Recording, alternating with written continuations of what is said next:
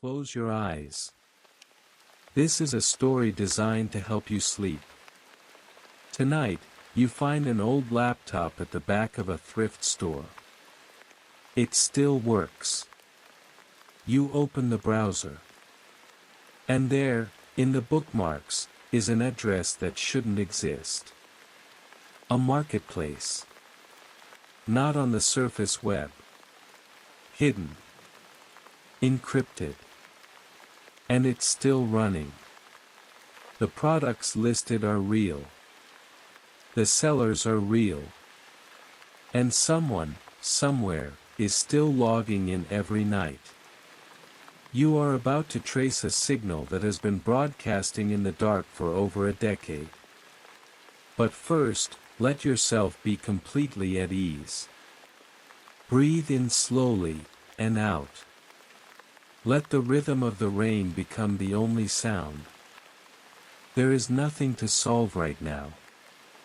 Just let the story unfold, as you drift deeper into rest.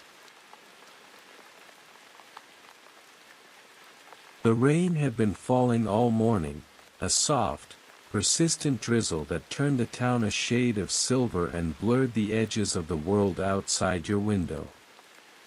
It was the kind of rain that seemed to have no beginning and no end, a quiet, gray constant that made the indoors feel like a sanctuary and the outdoors feel like a memory. The gutters along your street were choked with wet leaves, and the sound of water running through the downspout had become a gentle, steady murmur, a sound you had stopped noticing hours ago, the way you stopped noticing the ticking of a clock in a room where you have lived a long time. You had spent the better part of the day inside, listening to the rhythm of water against glass, waiting for the sky to clear. It never did. And so, sometime in the late afternoon, when the light was beginning to fade and the street lamps were starting to flicker on, you pulled on your coat and stepped out into the damp, cool air, with no particular destination in mind. The thrift store was not a place you visited often. It sat at the edge of a strip mall, wedged between a dry cleaner and a discount pharmacy, its windows cluttered with donated lamps and old television sets and cardboard boxes full of paperback novels whose spines had been cracked by hands that were no longer here. A handwritten sign taped to the door read, "Everything must go," in fading marker, though from the look of the place, everything had been going for years without quite managing to leave. The door chimed softly as you entered, a single, high note that seemed to hang in the air for a moment before fading, and the smell of old fabric and dust and someone else's yesterday wrapped itself around you like a familiar blanket. You wandered the aisles without urgency. A rack of wool sweaters, their sleeves stretched by elbows that no longer existed. A shelf of ceramic mugs, each one printed with a joke or a logo from a company that had gone out of business decades ago. A box of old vinyl records. Their covers worn to soft, faded colors. You let your fingers drift across the spines of old hardcover books with no dust jackets, their titles embossed in gold leaf that had long since flaked away. And then, in the very back corner of the store, past the furniture and the picture frames and a stack of board games missing half their pieces, you found a shelf marked, "Electronics, as is." The sign was written on a piece of masking tape, the ink smudged but still legible. Most of what sat on that shelf was unremarkable. A VCR with a cracked front panel, its buttons so worn that the labels had vanished. A set of computer speakers, their foam cones rotting and crumbling at the edges. A tangled nest of power cables, their origins unknowable, their ends coiled like sleeping snakes. A digital clock radio, its display frozen at 12 o'clock, as if time itself had stopped for this particular machine. But beneath a stack of dusty routers, beige plastic boxes with antennas sticking out at odd angles, half hidden by the weight of the things above it, was a laptop. It was old. Not antique, not the kind of machine that belonged in a museum, but old enough that its black plastic casing had begun to take on a faint gray patina, as if the years had worn it smooth in places. The lid was closed. A sticker on the bottom, peeling at the edges, read, as is, $20, in the same smudged handwriting as the shelf label. You lifted it out from under the routers. The plastic was cool and slightly textured, and it was heavier than you expected, the weight of a machine built before the world decided that everything should be thin and light. You opened the lid. The screen was dark, the keyboard slightly yellowed, the keys themselves worn shiny in the center where countless fingertips had pressed them. There was a small crack in the plastic near the hinge, but nothing that looked catastrophic. You did not need another laptop.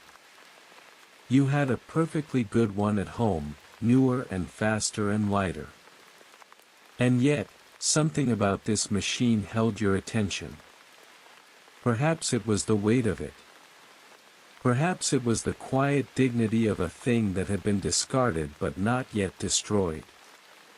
Or perhaps it was the faint, almost imperceptible scent of ozone that clung to its vents, the ghost of electricity that had once passed through its circuits, carrying thoughts and words and secrets from one place to another. You paid the $20 at the register. The cashier, a young man with tired eyes, barely looked up from his phone, sliding the bills into the till with mechanical efficiency. The laptop went into a plastic bag, its handle stretching slightly under the unexpected weight, and the plastic bag went into the passenger seat of your car, and you drove home through the rain with the radio off and the windshield wipers keeping their slow, steady time.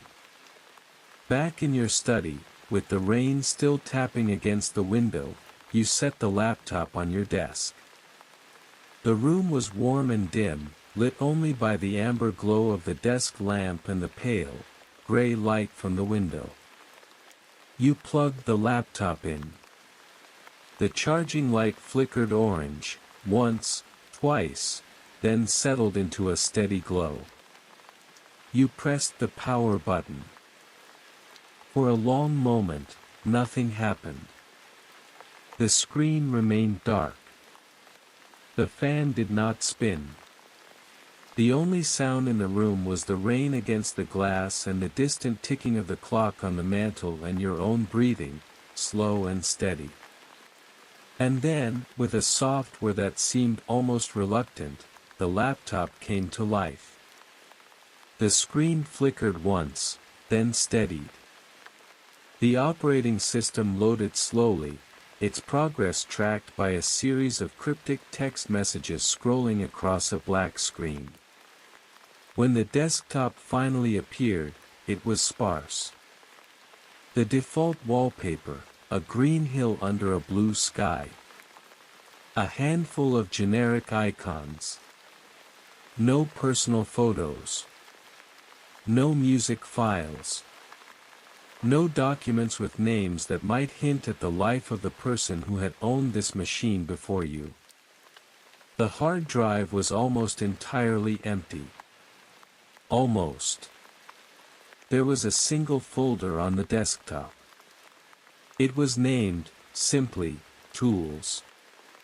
Inside, you found the remnants of a specialized browser, the kind used to access parts of the internet that are not indexed by search engines, that do not appear on any map of the web.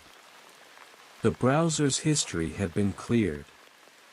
Its bookmarks had been deleted. But in the address bar, preserved in a small drop-down cache that no one had thought to erase, was a URL.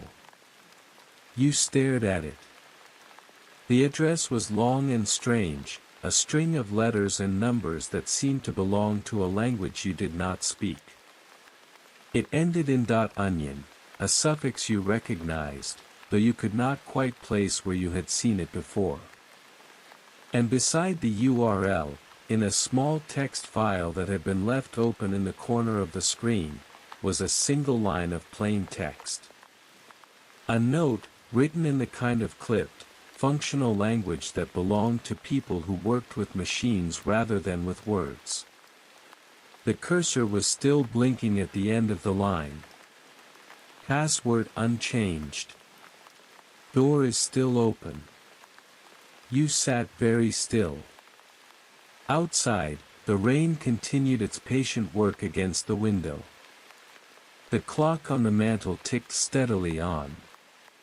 The house settled around you. You with a soft creak, the way old houses do when the night grows cool. And somewhere, in the silent architecture of the hidden internet, in a place that was not supposed to exist, a door that should have been closed years ago was standing wide open. The laptop sat on your desk for 2 days before you touched it again. It was not hesitation, exactly. It was something closer to patience, a sense that the machine, and whatever address was cached in its browser, was not going anywhere. The door, as the note had said, was still open. And a door that had been open for what might have been years could wait a little longer. On the second night, the rain returned. Not the soft drizzle of the afternoon you had found the laptop, but a heavier rain, the kind that drummed against the window with purpose and made the room feel smaller and cozier than it actually was. The gutters along the roof edge sang with running water, a steady, rushing sound that wrapped itself around the house like a blanket. You made a cup of tea and set it on the desk beside the laptop. The steam rose in a thin, curling ribbon, catching the amber glow of the desk lamp before vanishing into the shadows above. You sat down. You opened the lid. And you began. The specialized browser was not difficult to install. You found it quickly enough, a piece of free software, maintained by volunteers, designed to route internet traffic through layers of encryption so dense that no one could trace where it came from or where it was going. It was the kind of tool used by journalists and activists and people who had good reasons to remain hidden. And, you suspected, by people who had other reasons entirely. The installation bar crept across the screen with a quiet, patient slowness, and when it finished, a small icon appeared on the desktop, a globe wrapped in layers of translucent onion skin.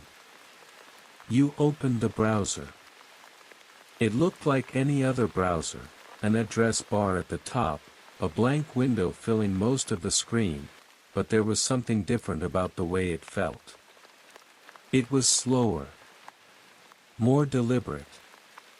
Each keystroke seemed to travel a great distance before it appeared on the screen, as if the words you typed were passing through underground cables and beneath ocean. Before they reached their destination.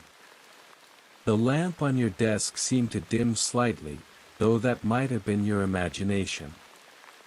You typed the address from the cache. The string of characters filled the address bar, a long, unpronounceable sequence of letters and numbers ending in .onion.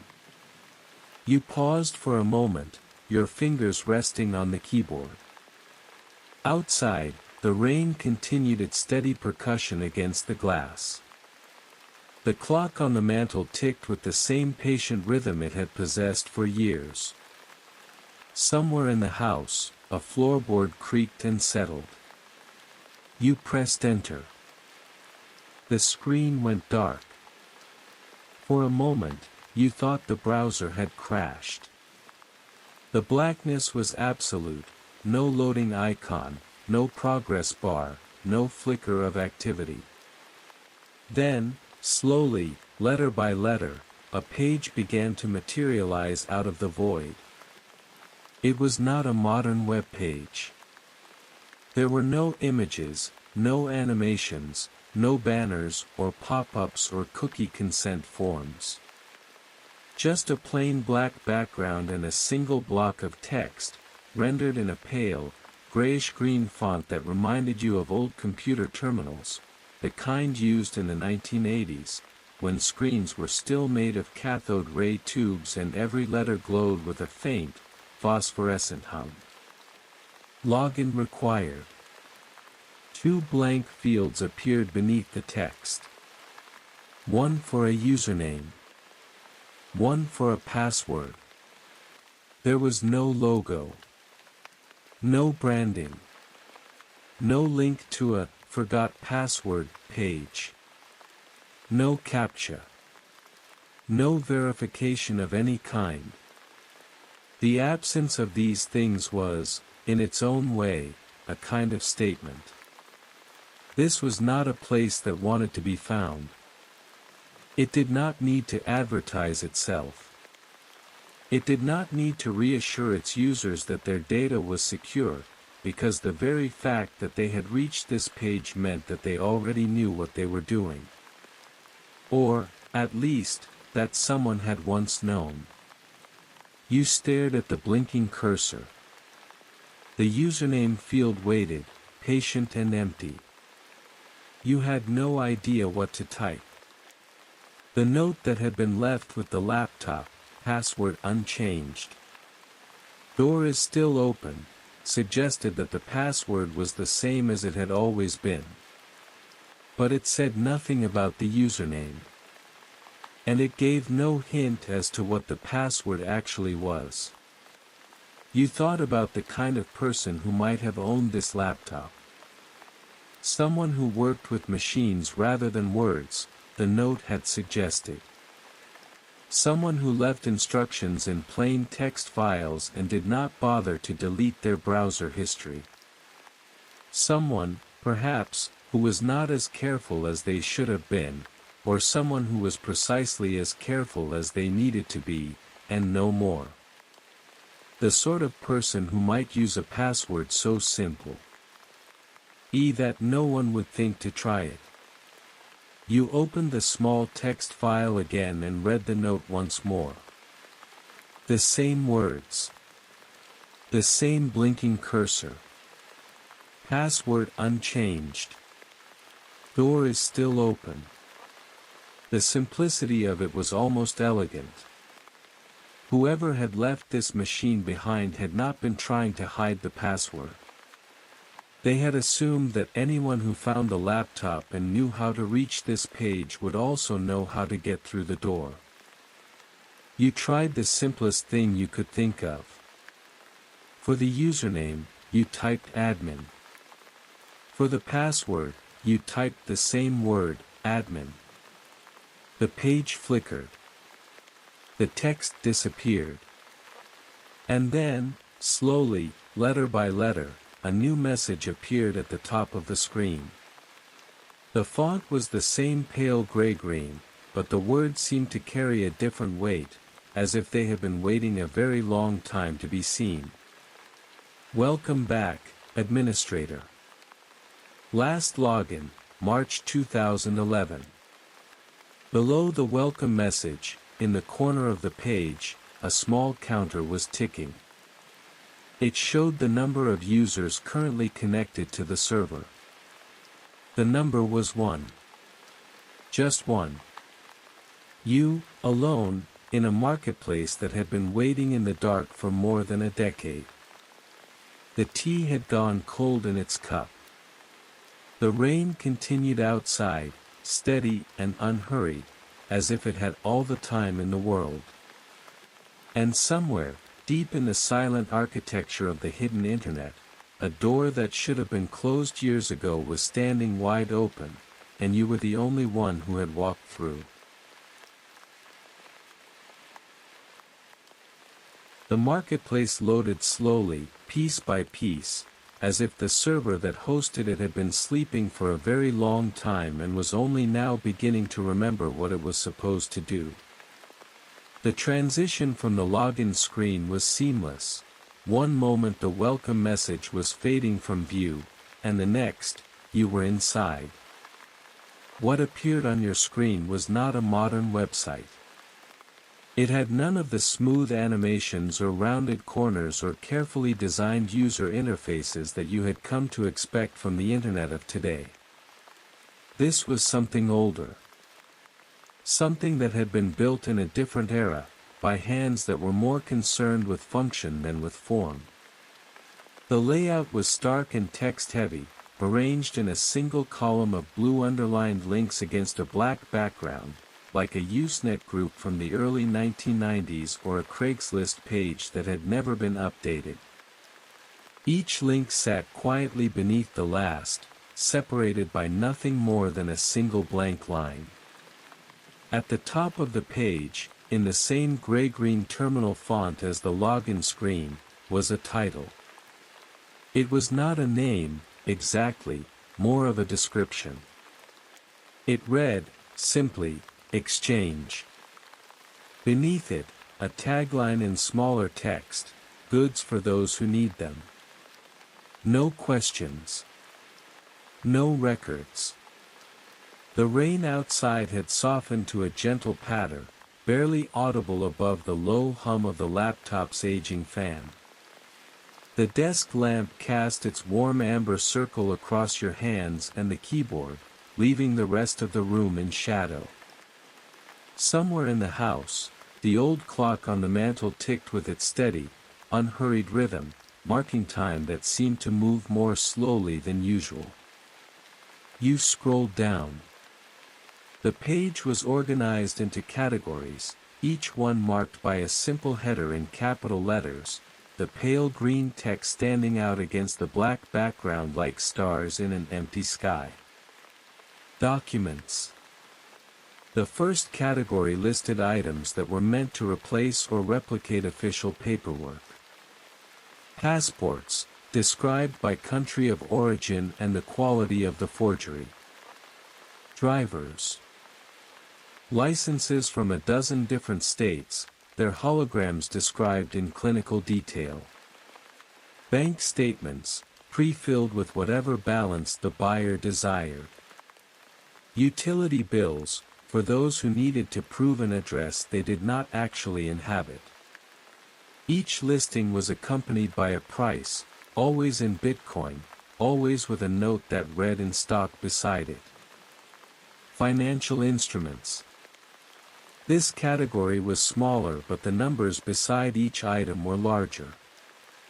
Credit card numbers, sold in batches of 10 or 20. The magnetic striped data from checking accounts, encoded onto blank cards.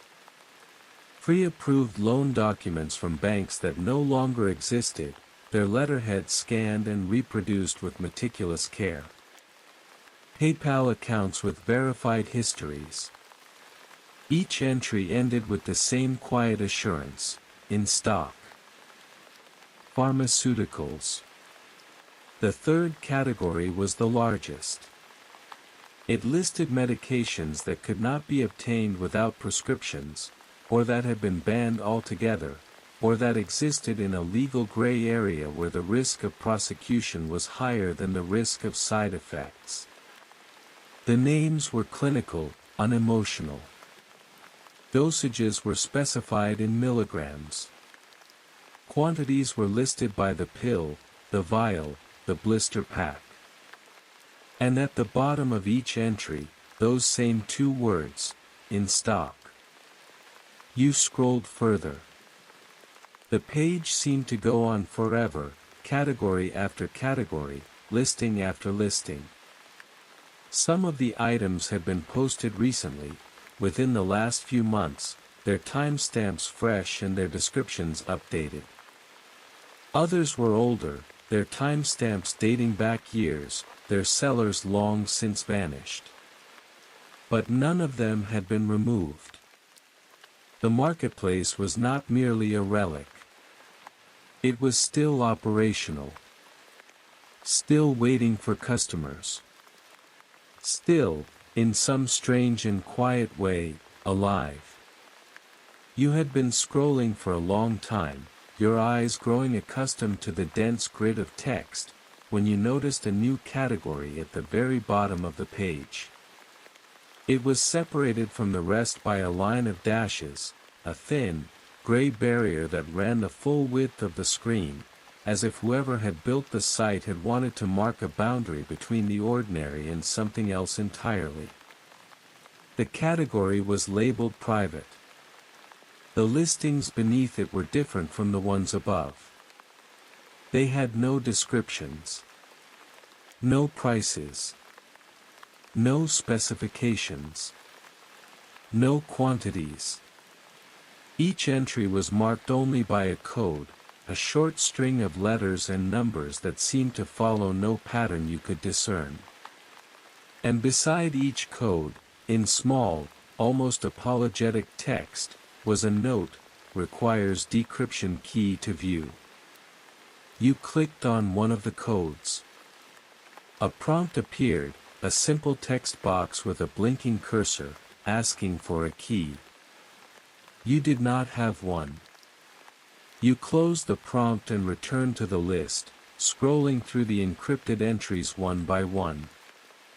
Most of the codes were meaningless to you, random sequences that could have meant anything or nothing.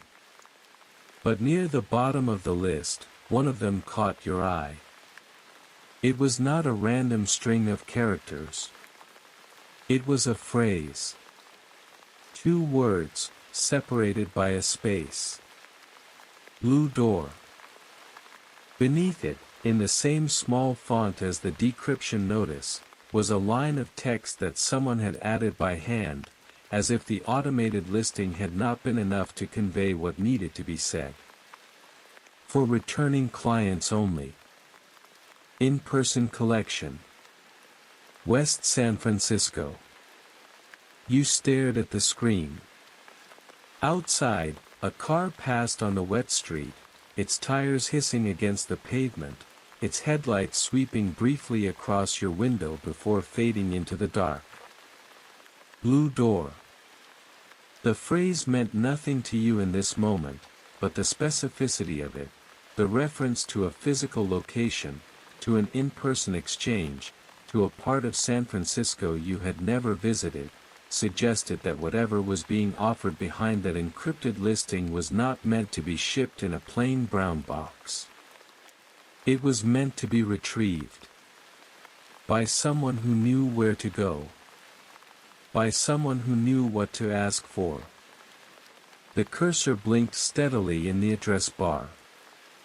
The rain continued its soft, endless rhythm against the glass. And somewhere, on the far side of the country, a door was waiting. The marketplace, you soon discovered, was mostly a ghost town. You spent the better part of an hour clicking through its categories, following links that led to dead ends and listings that had long since expired. The digital shelves were still stocked, hundreds of products, thousands of lines of text, all of it preserved in the amber of old code, but the shopkeepers had vanished. The last timestamps on most of the entries were from 2011 or early 2012. After that, the activity dropped off sharply, as if a wave had receded and left behind only the quiet detritus of a world that had once been busy. The sellers' accounts still existed, their usernames listed beside each product, but when you clicked on their profiles, you found nothing. No last login dates. No contact information. Just empty pages, like rooms in a house where the furniture had been covered and the doors had been closed a very long time ago. But the marketplace was not completely silent. Something was still running. You found it in the support section, at the bottom of a page labeled Help Desk. It was a script, a simple automated responder, the kind that customer service websites use to answer common questions without involving a human being. But this one had been running, unattended, for more than a decade. You clicked on the script's log file, curious to see how many messages it had processed over the years. The answer surprised you.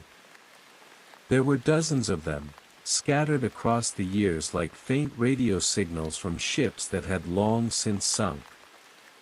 In 2013, someone had written to ask if the marketplace was still active.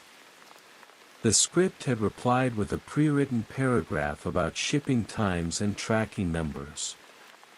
In 2015, a buyer had complained that an order never arrived. The script had replied, "Your satisfaction is important to us. A representative will contact you shortly." No representative ever did. In 2018, a visitor had simply typed, "Hello," into the contact form. The script had replied with the same default message it gave to everyone, "Thank you for your inquiry. We are currently experiencing higher than normal volume. Please allow 3 to 5 business days for a response." In 2021, another, "Hello." Then, in the most recent log entry, dated just a few weeks ago, a single word, "Anyone?" The script had answered each one. Patiently. Faithfully. A ghost in the machine, replying to other ghosts who had stumbled through a door that should have been locked years ago. You leaned back in your chair. The rain had picked up again, its rhythm steady and insistent against the window glass. The desk lamp flickered once, a brief, almost imperceptible dimming, and then returned to its steady glow. The house was quiet except for the soft hum of the laptop's fan and the distant ticking of the clock on the mantel. The script was a ghost. A small, forgotten piece of code that had been left running by someone who had intended to come back and never did. It continued to answer messages. It continued to offer shipping estimates and refund policies. It continued to promise that a representative would contact you shortly, all while the market around it crumbled into digital dust. But you did not close the laptop. Something in the script's code had caught your attention, a section near the bottom, separated from the rest by a line of slashes and asterisks that programmers used to mark notes to themselves. It was a block of text that was not part of the automated response system. It was a hidden message. A fragment of code that would only activate if a very specific keyword was entered into the contact form. A keyword that no one had ever typed. A keyword that had been waiting, dormant, for more than 10 years. You read the hidden text. It was brief, just a few lines. If you see this message, it means you still remember. The blue door is where it has always been. The key is behind the door. Tell them I was never far away. Beneath the text was a date. June 2012. The last time the script had been modified. The last time a human hand had touched this code. If your eyes are growing heavy, if the rhythm of the rain is beginning to blur the edges of the screen, then let them. The script will still be running when you wake. It has been running for a decade. It will run for a little while longer. Just breathe, and let the rain carry you for a while. You stared at the screen. The cursor blinked steadily in the address bar. Outside, the rain continued to fall, steady and unhurried, as if it had all the time in the world. The blue door. The same phrase from the encrypted listing. The same words, repeated here, in a hidden message buried inside a forgotten script. Whatever the blue door was, it was not just a product listing. It was a destination. A place. A door that someone had wanted to be found, but only by the right person, at the right time. And that time, you realized with a quiet certainty that settled over you like the sound of the rain, was now. The marketplace's public face was only a small part of what it had once been. Beneath the listings and the categories and the ghostly customer service script, there was another layer. A deeper one.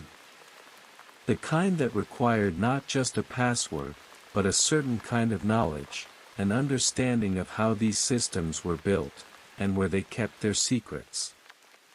You found the entrance to the database almost by accident. A link at the very bottom of the page, so small and faint that it was nearly invisible against the black background. It was not labeled. It was simply a single character, a tilde, the little squiggle that programmers use to denote a home directory. You clicked it. A new page loaded. This one was different from the marketplace. It was not designed for customers. It was designed for the person who had built the system, a raw interface to the database that stored every transaction, every message, every login attempt. The tables stretched back to 2010, their rows numbered in the thousands. You began to scroll. The early transactions were what you might have expected. Sales of documents. Sales of pharmaceuticals. Sales of financial instruments. Bitcoin changing hands, amounts recorded with the cold precision of a machine that did not care what it was being paid for. The sums were substantial but not extraordinary, hundreds of dollars here, a few thousand there. The kind of money that moved through dark web markets every day, anonymous and untraceable. But as you scrolled deeper into the logs, into the months of late 2010 and early 2011, you began to notice something unusual. Patterns that did not fit the rhythm of ordinary commerce. There were transfers that went in the wrong direction. Instead of money flowing from buyers to sellers, large sums were being sent out of the marketplace's accounts, sent to addresses that, when you looked them up, belonged not to suppliers or middlemen but to organizations. Non-profits. Advocacy groups. A legal defense fund that had been frozen out of the traditional banking system after taking on a case against a major corporation. A food bank in a small town in Ohio that had lost its funding. A small newspaper that had been threatened with closure after publishing stories that powerful people did not want published. The amounts were significant. Not millions, but enough. Enough to keep a food bank open for another month. Enough to pay the legal fees of someone who could not afford a lawyer. Enough to print one more edition of a newspaper that someone wanted to silence. Each of these transfers was recorded with the same clinical detail as the sales of forged passports and stolen credit cards. Date. Amount. Destination address. But there was something else, too. A note. A single line of text, appended to each transaction in the database's memo field, as if the sender had wanted to leave a mark that only they would understand. For the rainy Thursday. The phrase appeared again and again. On every charitable transfer, every donation, every payment that went out to a group that the regular financial system had refused to serve. For the rainy Thursday. It was not an explanation. It was not a justification. It was a signature. A quiet claim of responsibility, hidden in plain sight. You traced the transfers back to their source. Every one of them had originated from the same wallet address, a long string of alphanumeric characters that the marketplace's database had tagged with a nickname, the way a user might label a folder on their desktop. The nickname was simple. 2 syllables. A name that seemed almost playful, given the gravity of what it had done. Rain Man. The rain outside had picked up again, drumming against the window with renewed insistence. You leaned back in your chair and listened to it for a moment. The sound was steady and unhurried, like the ticking of the clock on the mantel, like the rhythm of the transactions scrolling across your screen. Rain Man, whoever had built this marketplace, whoever had hidden that message in the customer service script, had not been merely a merchant of illicit goods. They had been something else. Something more complicated. A person who had used the dark as a cover for the light. Or, perhaps, a person who had believed that the distinction did not matter as much as the work itself. You returned to the database and continued scrolling, wondering what else the Rain Man had left behind. The transactions continued to flow beneath your cursor, each one a small window into a world that had been open, aiding in the shadows for years. And somewhere in the data, you sensed, there was more. The rainy Thursday was not just a signature. It was a clue. A reference to something, some event, some date, some moment that had set all of this in motion. You did not yet know what it meant. But you knew that the Rain Man had wanted someone to find it.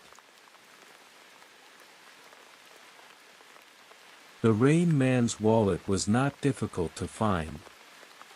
The blockchain, after all, is a public ledger, a record of every transaction ever made, inscribed in code and replicated across thousands of computers around the world. It does not forget. It does not forgive. And it does not hide. You had the wallet address from the marketplace's database, and with that single string of characters, you could trace every payment the Rain Man had ever made, and every payment he had ever received. What you found surprised you. The wallet was old. It had been created in early 2010, when Bitcoin was still a curiosity, a plaything for cryptographers and libertarians and people who believed that money should not be controlled by governments. The first transactions were small, tiny amounts of Bitcoin, worth pennies at the time, sent back and forth as tests. But then, as the months passed, the wallet began to grow. Payments came in from the marketplace. Commissions on sales. Fees for listings. The slow, steady accumulation of profit from a business that operated in the shadows. But that was not all the wallet contained. There were other transactions. Payments that went out, not to suppliers or middlemen, but to hackers. To data brokers.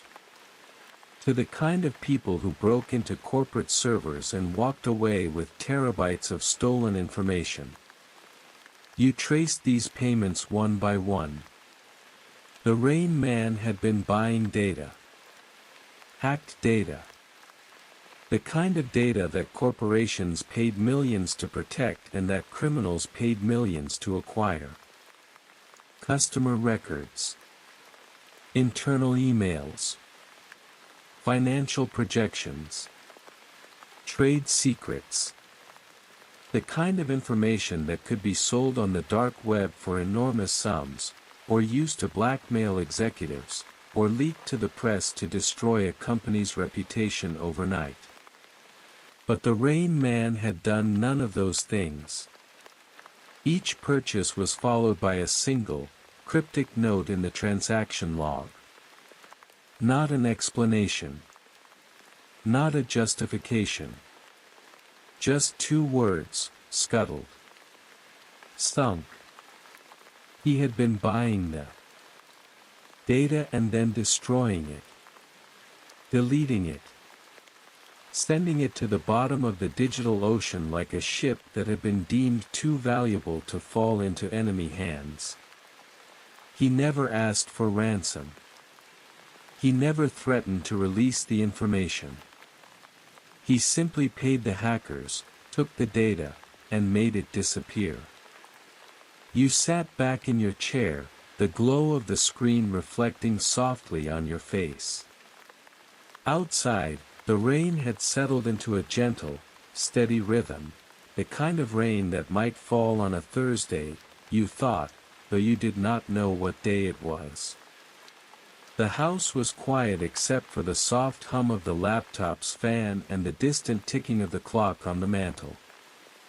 The smell of old paper and dust, which seemed to cling to the air in this room, filled your senses. The Rain Man, whoever he was, had not been merely a merchant. He had not been merely a philanthropist, channeling money to groups that the regular banks had abandoned. He had been something else. A guardian, of sorts. A person who had appointed himself the custodian of secrets that should never have been stolen in the first place. He had taken the data that others had ripped from the world and given it back to the silence. You scrolled further through the wallet's history. The transactions stretched on, page after page, a quiet record of years spent in the dark. And then, attached to one of the earliest data purchases, a transaction from late 2010, involving a breach at a large financial institution, you found something you had not seen before. An attachment. A small file, encrypted, buried in the metadata of the transaction like a note folded into the lining of a coat. The file name was a meaningless string of characters, the kind of hash that encryption software generates automatically. But when you clicked on it, a preview appeared, just a fragment, a corner of the document that the decryption process had not yet unlocked. It showed the top of a page. A letterhead. A government seal.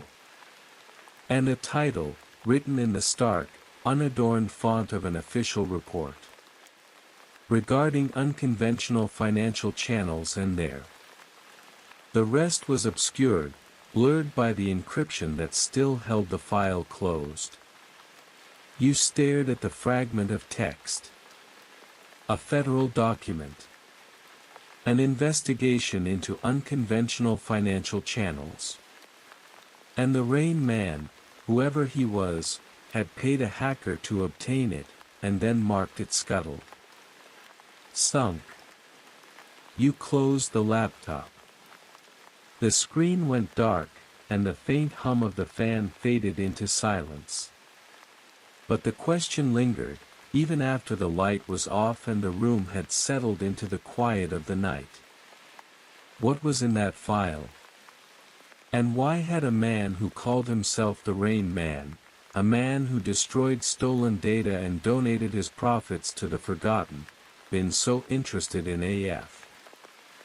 Federal investigation into unconventional financial channels. The answer, you suspected, lay somewhere deeper in the code. Somewhere you had not yet looked.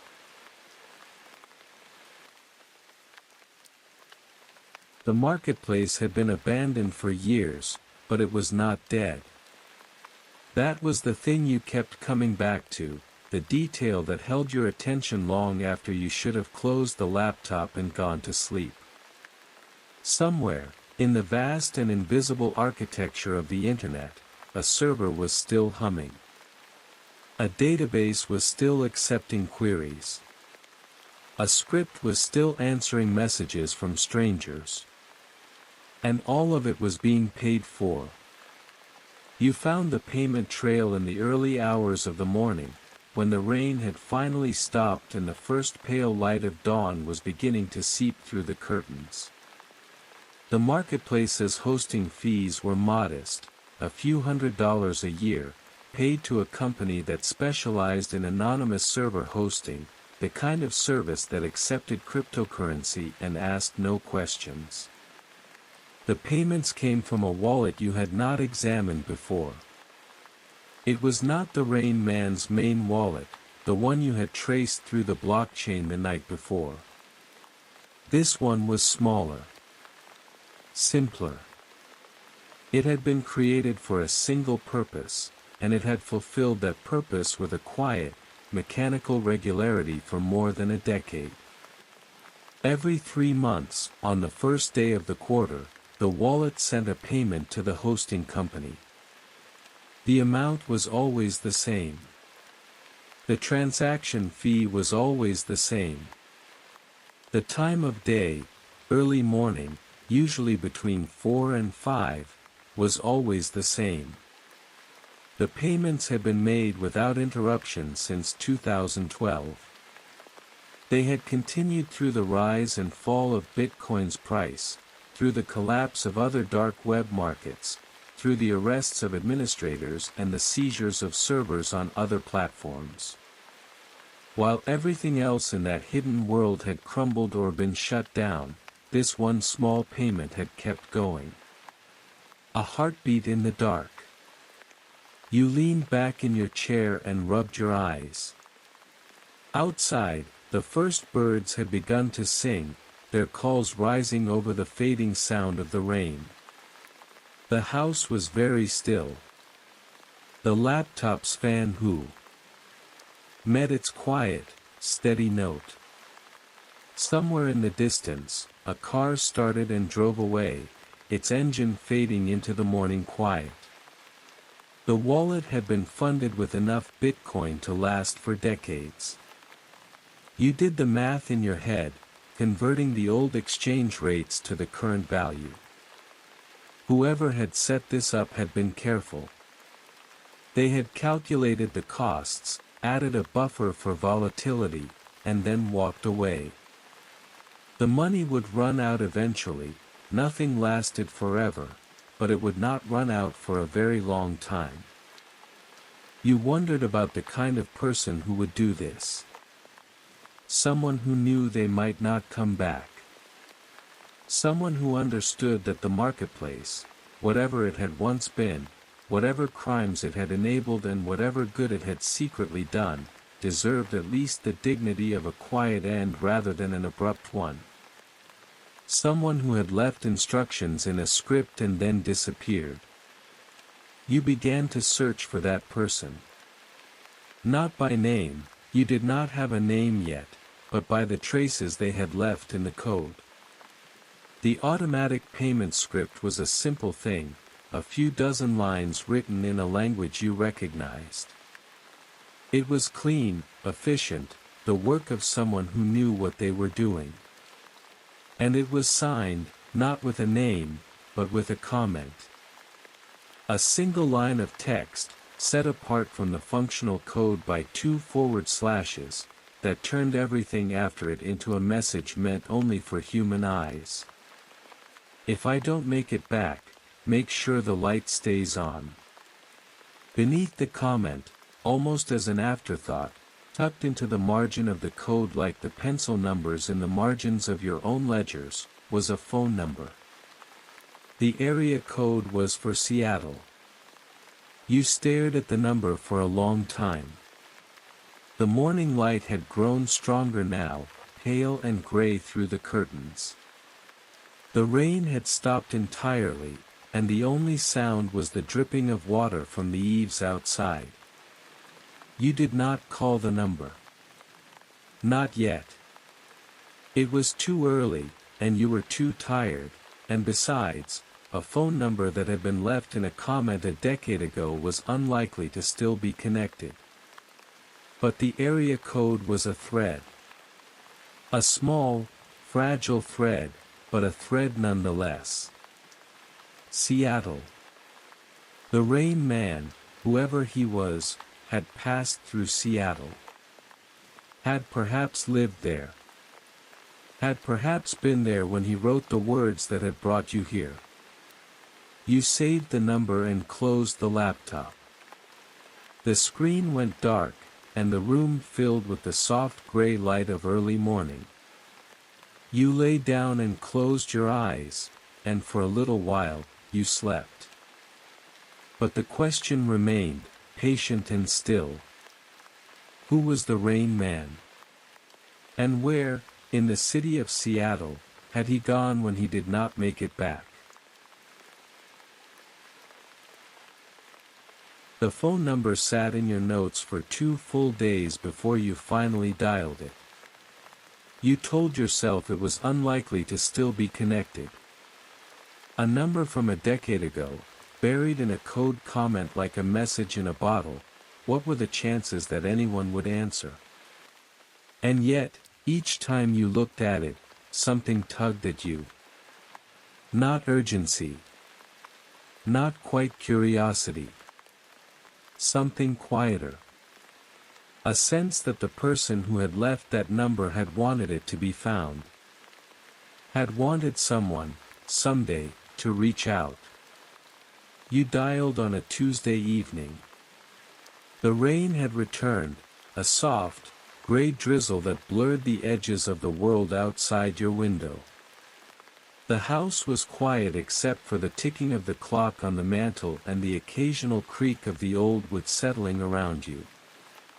You held the phone to your ear and listened to the silence on the other end.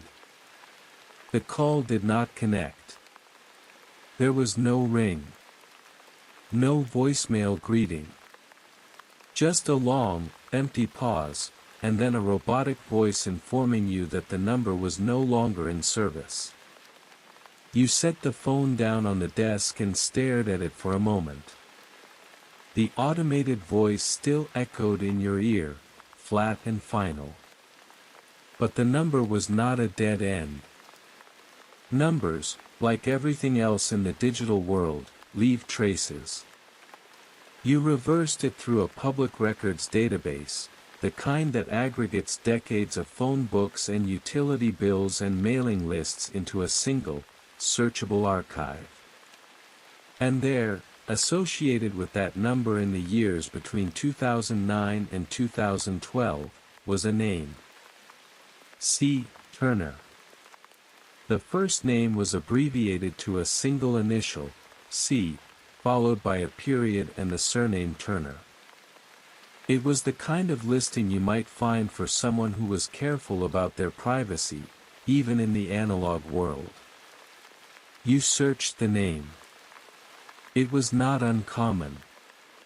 There were Turners everywhere, in every city, in every profession. But when you narrowed the search to Seattle, and to the years when the marketplace had been active, the results began to converge. C. Turner had worked for a network infrastructure company in downtown Seattle, one of those anonymous firms that managed servers and laid fiber optic cables and kept the plumbing of the internet running without anyone ever knowing their name. The job was technical, unglamorous, the kind of work that attracted people who preferred machines to meetings.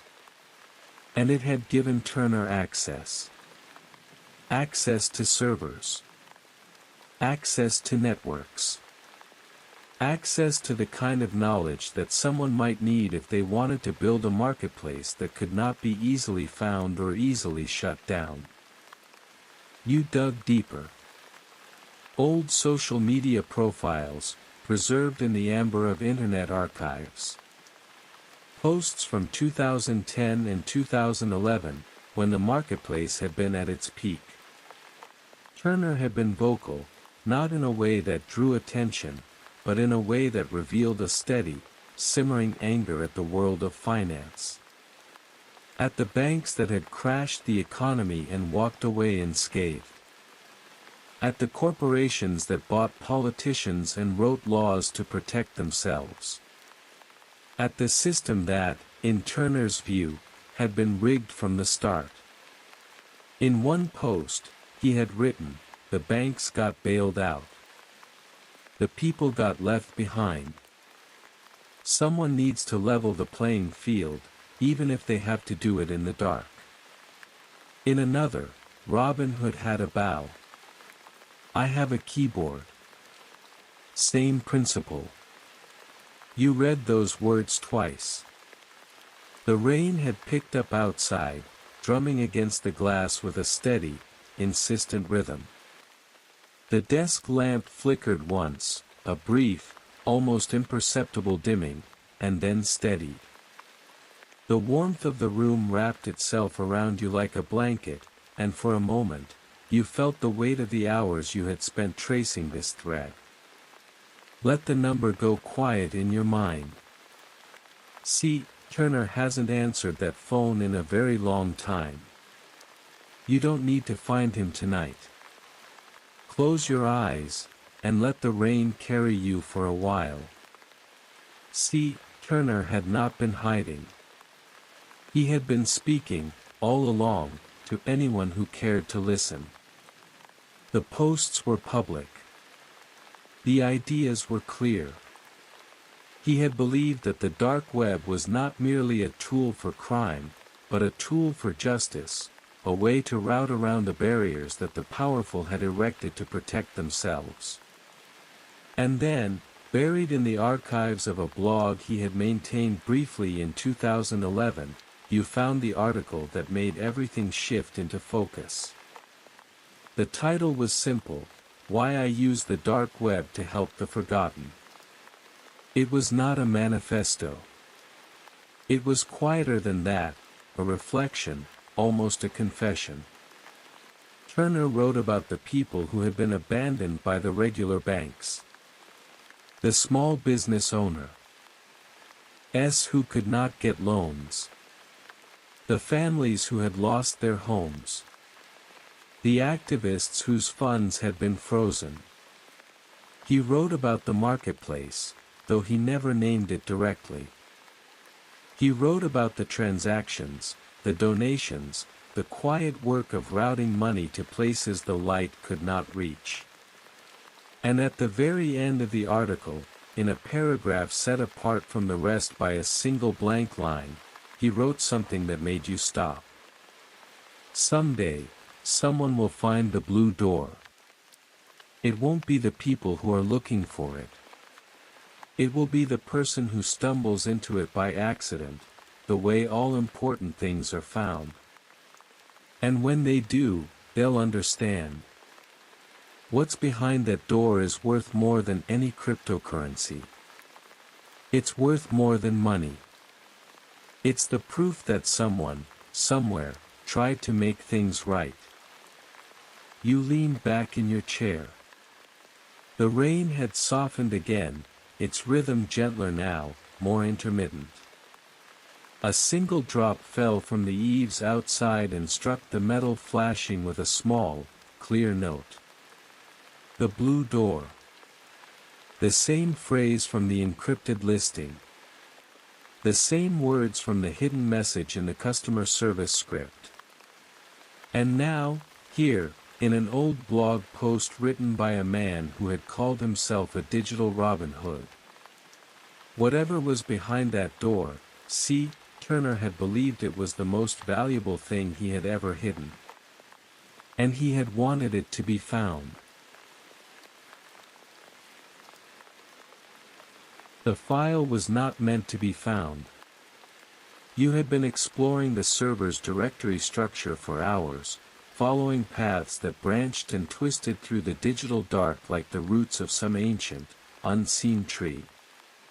Most of what you found was mundane: configuration files, log archives, abandoned email templates, the quiet infrastructure of a machine that had been running unattended for so long that it had forgotten what it was built to do. The deeper you went, the more the server felt less like a tool and more like a ruin. A place that had once been bustling with activity, now silent and still. But then, tucked into a directory labeled only with a single / and the word logs, you found something that did not belong. It was a small file. Encrypted. Its name was last_log.txt.gpg, as if whoever had created it had wanted it to blend in with the surrounding debris. But the file was older than the others in that directory, its timestamp reading June 2012, the same month that the hidden message had been added to the customer service script. The same month that C. Turner had last touched this code. You downloaded it. The file was tiny, no more than a few kilobytes. You ran it through a decryption tool, the same kind that Turner had used to protect his marketplace's private listings. The tool asked for a passphrase. A single text box, blinking cursor, waiting for a word that would unlock whatever secrets this file contained. You tried the obvious ones first. Admin, the same as the login password. Nothing. Rain Man. Nothing. Blue Door. Nothing. The passphrase was something else. Something more personal. Something that only someone who had followed the full trail would think to try. And then you remembered the phrase that had appeared again and again in the transaction logs, the quiet signature that Turner had left on every donation he had ever made. You typed it in, all lowercase, no spaces. Therany Thursday. The file opened. Inside was a text document, no more than a few pages long. It was written in the first person, in a voice that was different from the clipped, functional notes Turner had left in his code. This was not a message meant for other programmers. This was not a comment buried in a script. This was a confession. A final entry in a log that had never been meant to be read by anyone but the man who wrote it. My name is C. Turner. If you are reading this, then you have found your way into the deepest part of the machine. I do not know how many years have passed. I do not know if anyone still remembers what this place was. But I am writing this so that someone, someday, will understand. Turner wrote about his early life, about growing up in a small town in Oregon, the son of a bank teller and a schoolteacher. He wrote about moving to Seattle after college, about getting a job at the network company, about falling in love with a woman named Claire. They had bought a small house in a quiet neighborhood. They had planned to start a family. They had been happy, or something close to it. And then, in 2008, the financial crisis had swept through their lives like a storm. The words on the screen seemed to darken as you read them, the gray-green terminal font taking on a heavier weight. Claire's parents lost everything. Their savings. Their home. Their retirement. All of it, gone, because a handful of men in suits had gambled with money that did not belong to them. The bank that held their mortgage refused to negotiate. The government bailed out the people who caused the collapse, but it did not bail out Claire's parents. They moved into our spare room. Her father, who had worked every day of his life since he was 16, sat in our kitchen and stared at the wall. He died 2 years later. The doctors said it was a heart attack. I say it was the bank's. You paused. Outside, the rain had softened to a fine mist, barely audible against the window glass. The house was very still. The clock on the mantel continued its steady, patient rhythm. The words on the screen seemed to echo in the quiet of the room. The log continued. Turner wrote about building the marketplace, not as a business, but as a weapon. A way to route around the financial system that had destroyed his family. He had started small, selling data that he had scraped from public records. Then he had expanded, recruiting other disillusioned programmers, building the infrastructure that would eventually become the place you had stumbled into. He had never intended it to become what it did. But once it was running, once the money began to flow, he realized that the marketplace could be more than a weapon. And it could be a lifeline. He began routing funds to the people the banks had abandoned. He began buying stolen data not to sell it, but to destroy it. He began to believe that he was doing something that mattered. Something that made a difference in a world that had taken everything from him. And then, in 2012, something had changed. Turner did not say what. He only wrote that he had to leave, that the marketplace could no longer be his home, that there were forces closing in that he could not name. But before he left, he had hidden something. Something more valuable than the money, more valuable than the data, more valuable than any of the transactions recorded in the marketplace's ledgers. I took most of the funds and stored them somewhere safe. Not in a bank. Not in a digital wallet. Somewhere physical. A place that no one would think to look. I am leaving the key behind the blue door. If you have found this message, then you know where that is. Or you will, soon enough. I am writing this on a rainy Thursday. It seems appropriate. That is the day all of this started, and it is the day all of this will end. There is an address in San Francisco. Go there. The key is behind the blue door. What you do with what you find is up to you. I only ask that you remember, the system is not broken. It was built this way. And the only way to fix it is from the outside. C. Turner, June 2012. Below the signature was an address. A street in the western part of San Francisco, near the ocean. And a final line, written in the same careful, deliberate hand that had filled the marketplace's ledgers and the hidden message in the customer service script. The key is behind the blue door. You closed the file.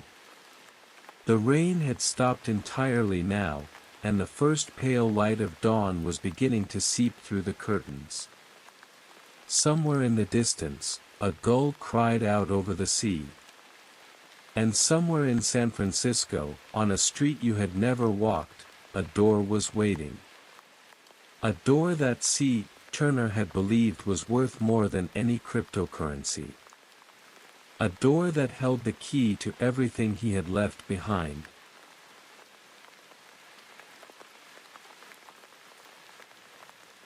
The address from Turner's log led you to a part of San Francisco that the tourists never saw.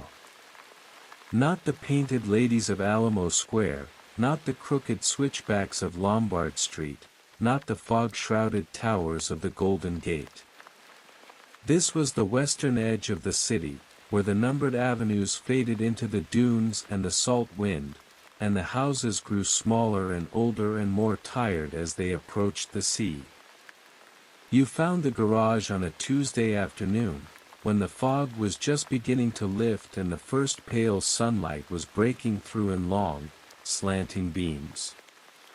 It stood at the end of a narrow alley off 48th Avenue, a low-slung structure of corrugated metal and weathered plywood, its roofline sagging gently in the middle like an old horse that had finally decided to rest. The main vehicle door was padlocked and rusted shut, its tracks buried in dead leaves and windblown sand. But beside it, set into the same wall, was a smaller door. A pedestrian door. And it was painted blue. Not the bright blue of a summer sky, not the cheerful blue of a beach house in the tropics. This was a darker blue, a deeper blue, the color of the ocean just before a storm.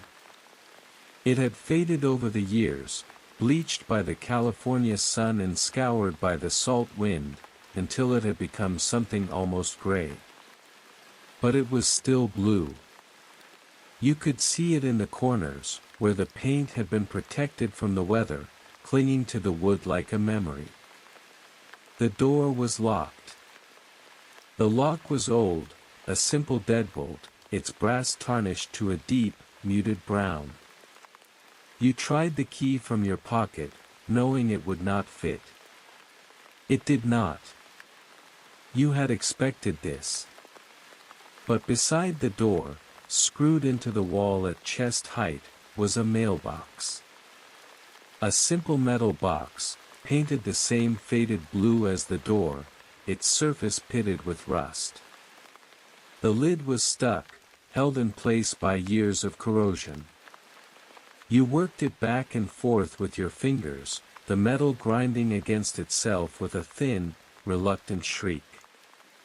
And then it came. Free. Inside, resting on a bed of dried leaves and dust and the brittle husk of a long-dead insect, was a key. It was smaller than the storage unit key you had carried with you all this way. Modern. A simple steel key, the kind used for lockers and cabinets and things that were meant to be opened often. It was attached to a plastic tag, and on the tag, in faded black marker that had bled slightly into the porous surface, was a number. 2047. You turned the key over in your palm. It was cool and light, and it carried no weight of history. But it carried something else. A direction. A destination. The storage facility was not far. You found it on a commercial strip a few blocks from the beach, a long, low building of concrete and steel, its sign faded but still legible against the gray afternoon sky. The front office was staffed by a man in his 70s who did not ask for identification. He barely looked up from his newspaper, a copy of the Chronicle folded to the sports section. You gave him the number, and he waved you toward a corridor with a nod, a gesture he had probably made 1,000 times before. The corridor was long and narrow, lit by fluorescent lights that hummed a soft, gray note. Your footsteps echoed on the concrete floor, a quiet, rhythmic sound that seemed to mark time in a place that had forgotten it. The walls were lined with metal doors, each one numbered, each one identical. You found 2047 at the end of the hall. The key turned smoothly in the lock. The door swung open. Inside was a single object.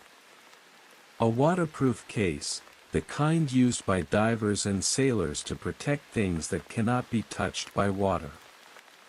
It was dusty, its black plastic scuffed and faded to a dull charcoal, but it was still sealed. The latches were stiff but not rusted. They opened with a soft click, the sound precise and satisfying. Inside the case, packed in foam that had yellowed with age and crumbled slightly at your touch, were dozens of solid-state drives. Small black rectangles, each one labeled with a date and a name, the names of corporations, of financial institutions, of law firms. The data Turner had bought and destroyed. Or so he had said. But he had not destroyed all of it. He had kept some. The evidence. The proof. The sins of powerful institutions, preserved in silicon and sealed in a waterproof case in a storage locker by the sea. Beside the drives, nestled into its own compartment in the foam, was a small server, the kind that could be plugged into a wall and forgotten. And on top of it, held in place by a rubber band that had long since lost its elasticity, and crumbled at your touch, was a handwritten note. The ink was faded but still legible, the letters formed with a careful, deliberate hand. Here are their sins. Here is my conscience. Do what you will. You sat back on your heels. The fluorescent light above you continued its quiet hum. Outside, somewhere beyond the concrete walls, the sea was breathing its eternal rhythm. And you understood, at last, what Turner had left behind. Not money. Not secrets. Proof. A lifetime of proof, stored on small black drives, waiting for someone to decide what to do with it. The hard drives held more than evidence. They held stories, hundreds of them, scattered across decades, preserved in the cold, patient memory of solid-state storage. You spent the better part of a week going through them, sorting files, reading documents that had never been meant for public eyes. The scope of what Turner had collected was staggering. Internal memos from corporations that had knowingly poisoned water supplies. Emails between executives conspiring to fix prices. Financial records that traced the flow of money from legitimate businesses into the pockets of politicians and back again. It was a library of sins, meticulously catalogued and preserved. And when you were ready, you sent the contents to journalists you trusted. To watchdog organizations. To the people whose lives had been affected by the corporations whose secrets Turner had collected. You did not attach your name. You did not seek credit. You simply packaged the files, wrote brief, factual notes explaining what each one contained, and released them into the world like messages in bottles, cast into a digital sea. The response was immediate. The news cycle erupted. The corporations denied everything, as they always did. The investigations began, as they always did, slowly and reluctantly. But the evidence was undeniable. Turner had been meticulous. Every file was verified, every chain of custody documented, every source corroborated. He had spent years building this archive, and it showed. The stories led to hearings, to resignations, to lawsuits. Some of the corporations never recovered. Others paid fines and moved on, as powerful institutions always do. But the truth was out. And that, you knew, was what Turner had wanted all along. In the quiet moments between the news cycles, when the rain had returned and the house was still, you returned to the marketplace one last time. There was something you had overlooked before. The marketplace had a messaging system, a relic from its operational day. When buyers and sellers negotiated prices and delivery terms. Like everything else on the platform, it had been abandoned. But the messages remained. They sat in the database, unread, their timestamps scattered across the years like leaves fallen from a tree. You began to read them. Most were what you expected, complaints about orders, requests for refunds, the usual detritus of a commercial enterprise left to rot. But threaded among them, distinct and unmistakable, were letters of a different kind. They were not addressed to the marketplace. They were addressed to the Rain Man. The first one was dated 2013. We don't know who you are. We don't know why you helped us. But our food bank was going to close. We had run out of options. Your donation kept our doors open for 6 months. 6 months of meals for families who had nowhere else to turn. Thank you. Another, from 2015, our legal defense fund received an anonymous Bitcoin donation. It arrived the day before we were about to give up. Because of you, we were able to keep fighting. We won our case. We wish we could tell you in person. Another, from 2017, you sent money to our newspaper when we couldn't afford to print another edition.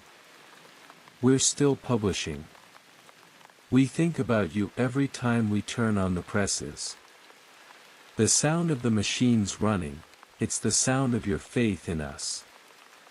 You read through them slowly, letting each message settle. They came from across the country. From food banks and legal aid societies, from small newspapers and community radio stations, from immigrant advocacy groups and tenants' rights organizations. They came from people who had been left behind by the regular economy, who had been told they did not matter, who had been shown, by a stranger in the dark, that someone believed they did. Now you can close your eyes. These thanks have waited years to be heard. You have heard them. That is enough. Let the rain carry the rest. And then, at the very bottom of the list, you found the last letter. It was dated just a few weeks ago. The sender was a small bookstore, the kind of place that sold used paperbacks and served weak coffee and let people sit for hours without buying anything. The store had been on the verge of closing. They had tried everything. Loans, fundraisers, appeals to the community. Nothing had worked. And then, out of nowhere, an anonymous donation had arrived. It was not a fortune. But it was enough. Enough to pay the back rent. Enough to keep the lights on. Enough to give them another chance. The letter ended with a single line. Wherever you are, thank you. We named the store after the only clue we had. We call it the Blue Door. You sat very still.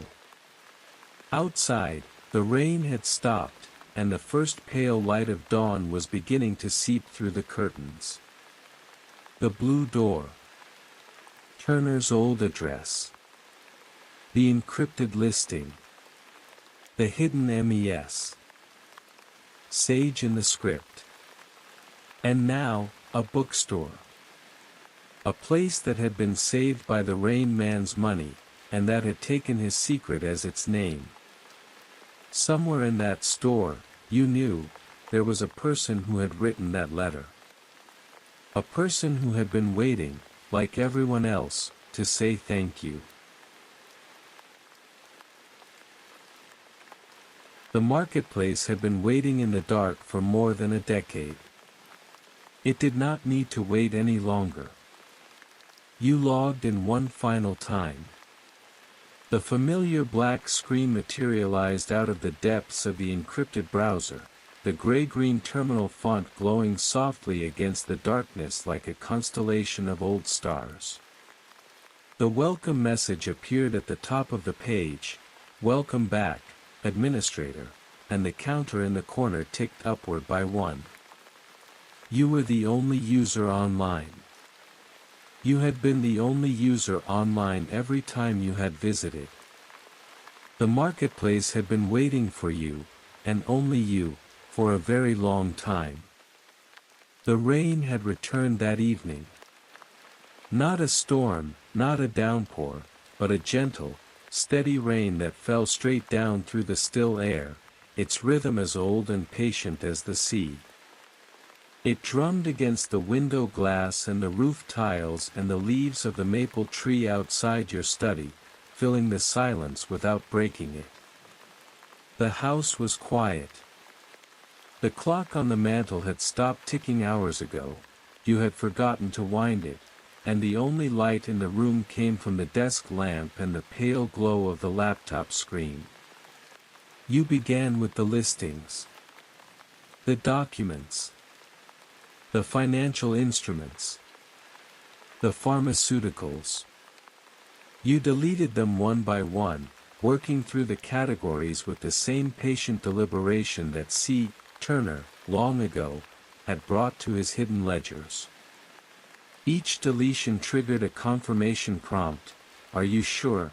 and each time, you clicked yes.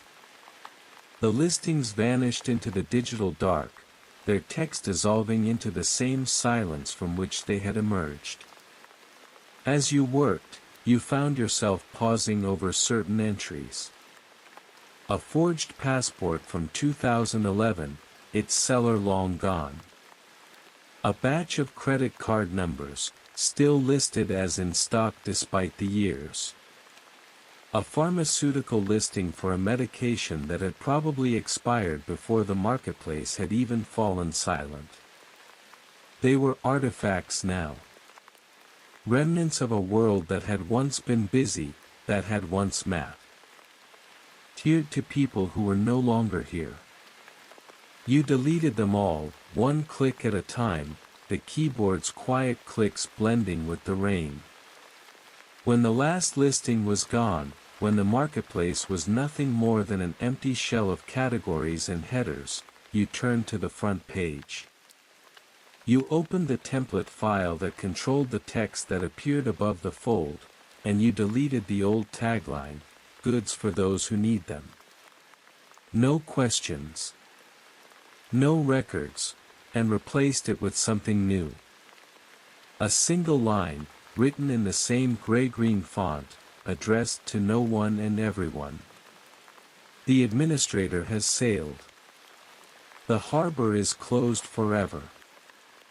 You paused for a moment, your fingers resting on the keyboard.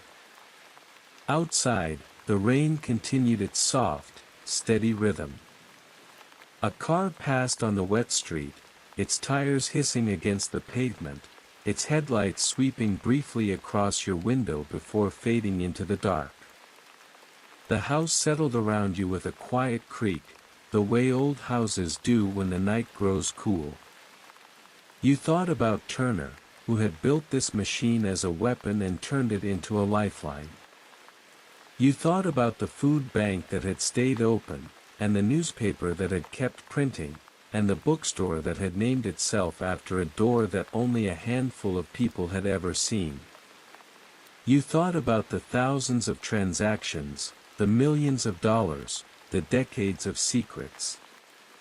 And you thought about the final line of Turner's log, written on a rainy Thursday in June 2012, and left behind for whoever might find it. You moved to the final task. The payment script.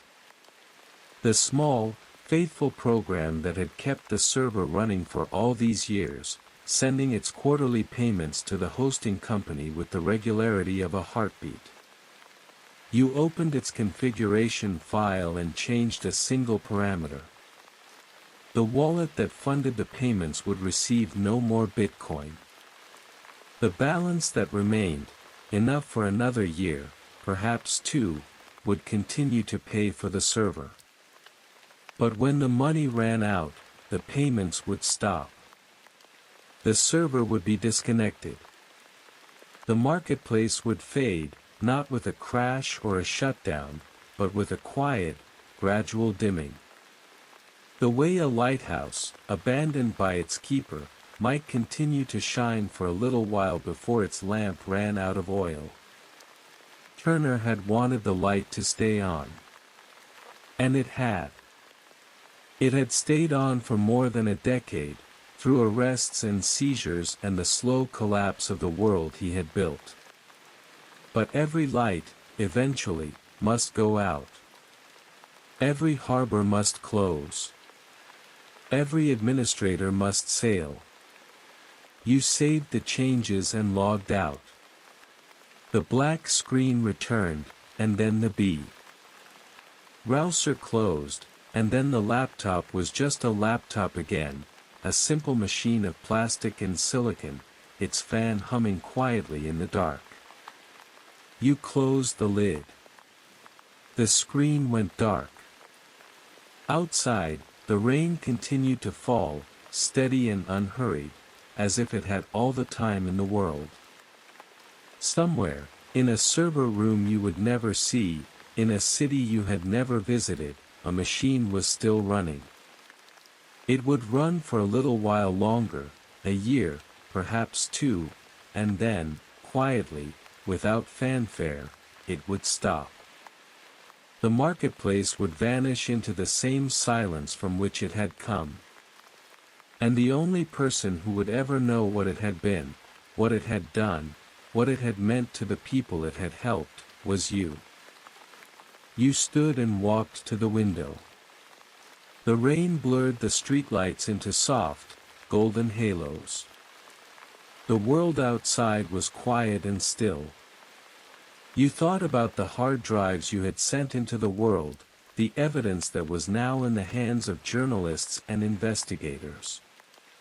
You thought about the blue door, both the garage in San Francisco and the little bookstore that had taken its name. You thought about the 3 families who had received their silent gifts. All of it, now, was complete. You turned away from the window. The house was dark and quiet. The clock on the mantel was still silent. You walked to your bedroom, lay down on the bed, and closed your eyes. And for the first time in a long time, you slept without dreaming of anything at all.